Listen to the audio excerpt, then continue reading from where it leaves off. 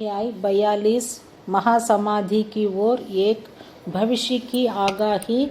रामचंद्र दादा पाटिल और तात्या कोते पाटिल की मृत्यु टालना, लक्ष्मीबाई शिंदे को दान, समस्त प्राणियों में बाबा का वास, अंतिम क्षण।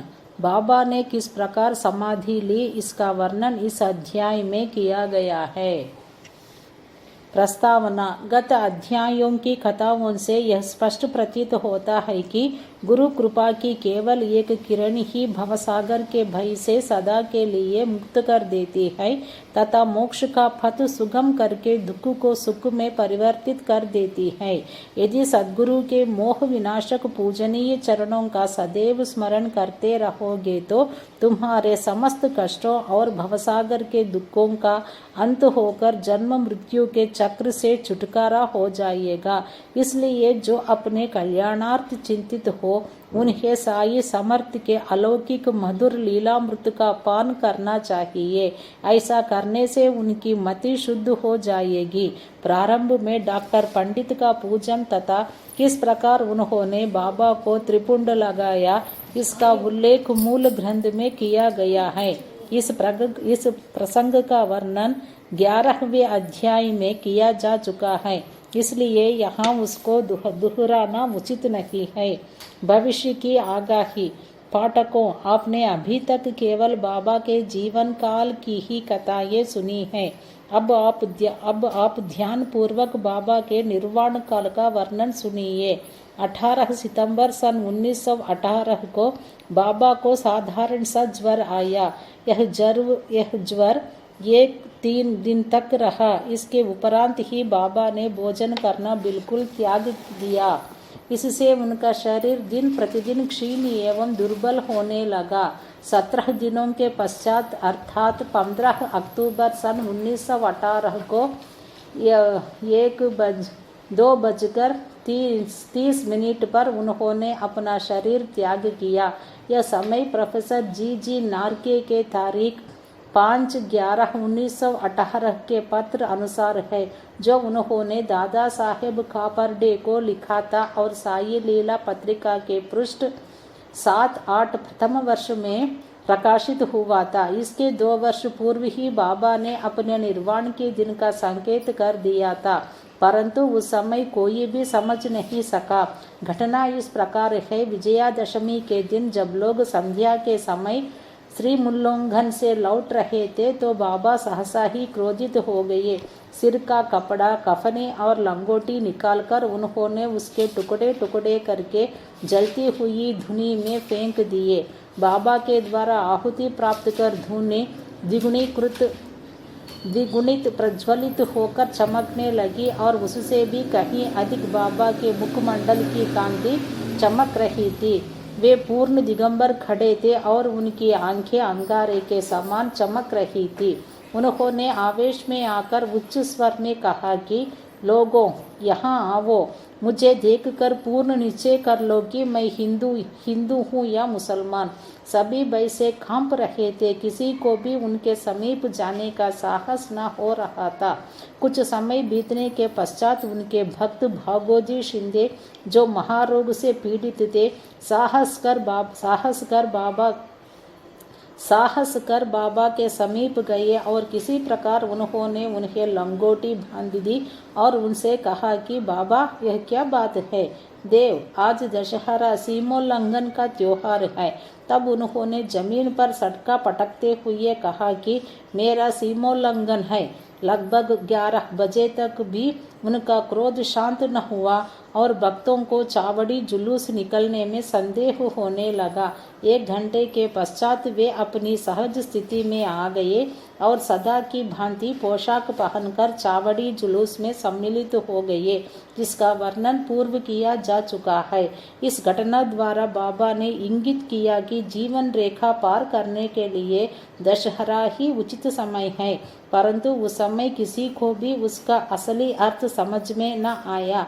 बाबा ने और भी अन्य संकेत किए, जो इस प्रकार है। रामचंद्र दादा पाटिल की मृत्यु टालना।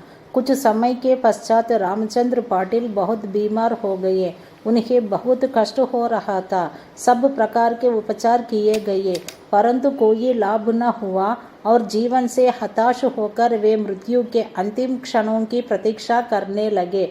तब एक दिन मध्य रात्रि के समय बाबा अनायास ही उनके सिरहाने प्रकट हुए। पाटिल उनके चरणों से लिपट कर कहने लगे कि मैंने अपने जीवन की समस्त आशाएं छोड़ दी हैं। अब कृपा कर मुझे इतना दो निश्चित बतलाइए कि मेरे प्राण अब कब निकलेंगे। दया सिंधु बाबा ने कहा कि घबराओ नहीं, तुम्हारी हुंडी वापस ले गई है और तुम शीघ्र ही स्वस्थ हो जाओगे। मुझे तो केवल तात्या का भय है कि सन 1918 में विजयादशमी के दिन उसका देहांत हो जाएगा, किंतु यह भेद किसी से प्रकट न करना और न ही उसे बतलाना, अन्यथा वह अधिक भयभीत हो जाएगा। रामचंद्र अब पूर्ण स्वस्थ तो हो गए परंतु वे तात्या के जीवन के लिए निराश हुए। उन्हें ज्ञात था कि बाबा के शब्द कभी असत्य नहीं निकल सकते और 2 वर्ष के पश्चात ही तात्या इस संसार से विदा हो जाएगा। उन्होंने यह भेद बाला शिंपी के अतिरिक्त किसी से भी प्रकट न किया। केवल 2 ही व्यक्ति रामचंद्र दादा और बाला शिंपी तात्या के जीवन के लिए चिंताग्रस्त और दुखी थे। रामचंद्र ने शैया त्याग दी और वे चलने फिरने लगे। समय तेजी से व्यतीत होने लगा। शके 1840 का भाद्रपद समाप्त होकर आश्विन मास प्रारंभ होने ही वाला था कि बाबा के वचन पूर्णतः सत्य निकले। तात्या बीमार पड़ गए और उन्होंने चारपाई पकड़ ली। उनकी स्थिति इतनी गंभीर हो गई कि अब वे बाबा के दर्शन को भी जाने में असमर्थ हो गए। इधर बाबा भी ज्वर से पीड़ित थे। तात्या का पूर्ण विश्वास बाबा पर था और बाबा का भगवान श्रीहरि पर, जो उनके संरक्षक थे। तात्या की स्थिति अब और अधिक चिंताजनक हो गई। वह हिलडुल भी न सकता था और सदैव बाबा का ही स्मरण किया करता था। इधर बाबा की भी स्थिति उत्तरोत्तर गंभीर होने लगी। बाबा द्वारा बतलाया हुआ विजयदशमी का दिन भी निकट आ गया। तब रामचंद्र दादा और बाला शिंपी बहुत घबरा गए। उनके शरीर कांप रहे थे, पसीने की धाराएं प्रवाहित हो रही थी कि अब तात्या का अंतिम समय है। जैसे ही विजयदशमी का दिन आया, तात्या की नाड़ी मंद होने लगी और उसकी मृत्यु सन्निकट दिखलाई देने लगी। उस समय एक विचित्र घटना घटी। तात्या की मृत्यु टल गई और उसके प्राण बच गए, परंतु उसके स्थान पर बाबा स्वयं प्रस्थान कर गए और ऐसा प्रतीत हुआ जैसे कि परस्पर हस्तांतरण हो गया हो। सभी लागे कहने लगे कि बाबा ने तात्या के लिए प्राण त्यागे। ऐसा उन्होंने क्यों किया, ये वे ही जाने, क्योंकि यह बात हमारी बुद्धि के बाहर है। ऐसा भी प्रतीत होता है कि बाबा ने अपने अंतिम काल का संकेत तात्या का नाम लेकर ही किया था। दूसरे दिन 16 अक्टूबर को प्रातःकाल बाबा ने दासगणों को पंढरपुर में स्वप्न दिया कि मस्जिद अर्रा करके गिर पड़ी है। शिरडी के प्रायः सभी तेली तंबोली मुझे कष्ट देते थे, इसलिए मैंने अपना स्थान छोड़ दिया है। मैं तुम्हें यह सूचना देने आया हूँ कि शीघ्र वहाँ जाकर मेरे शरीर पर हर तरह के फूल इकट्ठा कर चलाओ। शीघ्र वहाँ जाकर मेरे शरीर पर हर तरह के फूल इकट्ठा कर चढ़ाओ। दासगणों को शिरडी से भी एक पत्र प्राप्त हुआ और वे अपने शिष्यों को साथ लेकर शिरडी आए तथा उन्होंने बाबा की समाधि के समक्ष अखंड कीर्तन और हरिनाम प्रारंभ कर दिया। उन्होंने स्वयं फूलों की माला गूंदी और ईश्वर का नाम लेकर समाधि पर चढ़ाई। बाबा के नाम वह बृहद भोज का भी आयोजन किया गया। लक्ष्मीबाई को दान। विजयदशमी का दिन हिंदुओं के लिए बहुत शुभ है और सीमोल्लंघन के लिए बाबा द्वारा इस दिन का चुना जाना सर्वदा उचित ही है।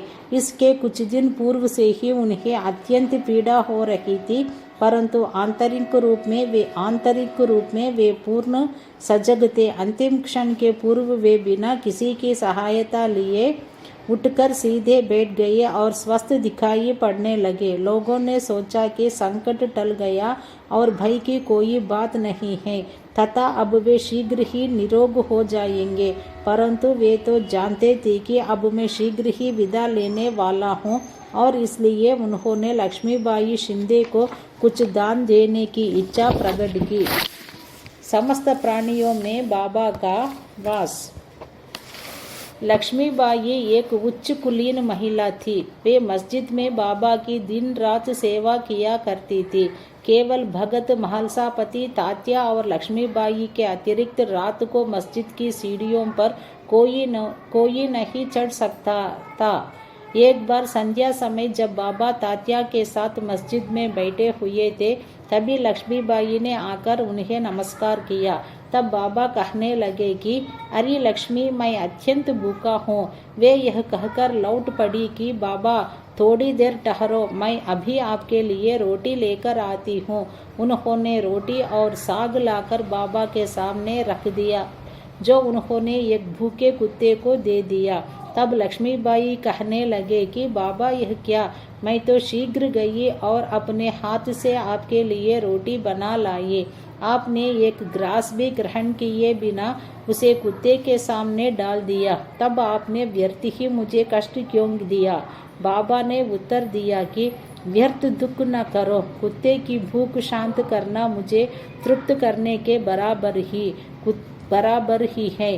कुत्ते की भी तो आत्मा है। प्राणी भले ही भिन्न आकृति प्रकृति के हो, उनमें कोई बोल सकते हैं और कोई मूक है, परंतु भूख सबकी एक सदृश ही है।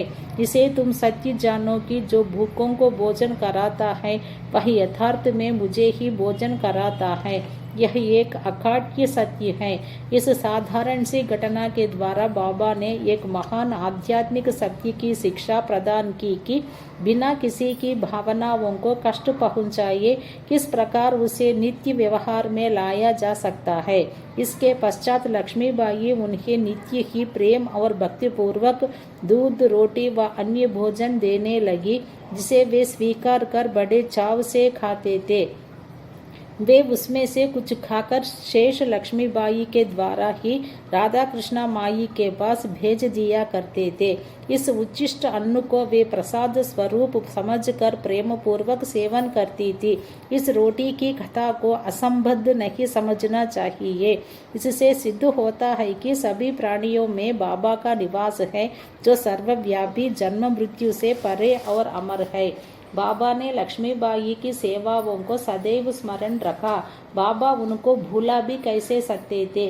देह त्याग के बिल्कुल पूर्व बाबा ने अपनी जेब में हाथ डाला और पहले उन्होंने लक्ष्मी को 5 रुपये और बाद में 4 रुपये, इस प्रकार कुल 9 रुपये दिए। यह 9 की संख्या इस पुस्तक के अध्याय 12 में वर्णित नवविधा भक्ति की द्योतक है, अथवा वह सीमोल्लंघन के समय दी जाने वाली दक्षिणा भी हो सकती है।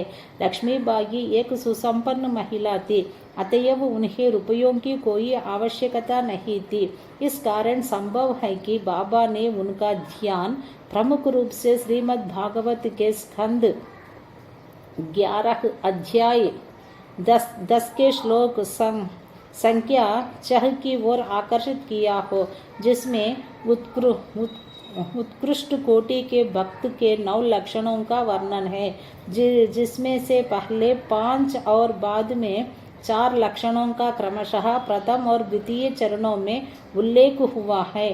बाबा ने भी उसी क्रम का पालन किया। पहले 5 और बाद में 4, कुल 9। केवल 9 रुपये ही नहीं बल्कि 9 के कई गुने रुपये लक्ष्मीबाई के हाथों में आए गए होंगे, किंतु बाबा द्वारा प्रदत्त ये 9 रुपये का उपहार वह महिला सदैव स्मरण रखेगी। अंतिम क्षण। बाबा सदैव सजग और चैतन्य रहते थे और उन्होंने अंतिम समय भी पूर्ण सावधानी से काम लिया। उन्होंने अंतिम समय सबको वहां से चले जाने का आदेश दिया। चिंतामग्न काका साहेब, बूटी और अन्य महानुभाव जो मस्जिद में बाबा की सेवा में उपस्थित थे, उनको भी बाबा ने वाड़े में जाकर भोजन करके लौट आने को कहा। ऐसी स्थिति में वे बाबा को अकेला छोड़ना तो नहीं चाहते थे, परंतु उनकी आज्ञा का उल्लंघन भी तो नहीं कर सकते थे। इसलिए इच्छा न होते हुए भी उदास और दुखी हृदय से उन्हें वाड़े को जाना पड़ा। उन्हें विदित था कि बाबा की स्थिति अत्यंत चिंताजनक है और इस प्रकार उन्हें अकेले छोड़ना उचित नहीं है। वे भोजन करने के लिए बैठे तो परंतु उनके मन कहीं और बाबा के साथ थे।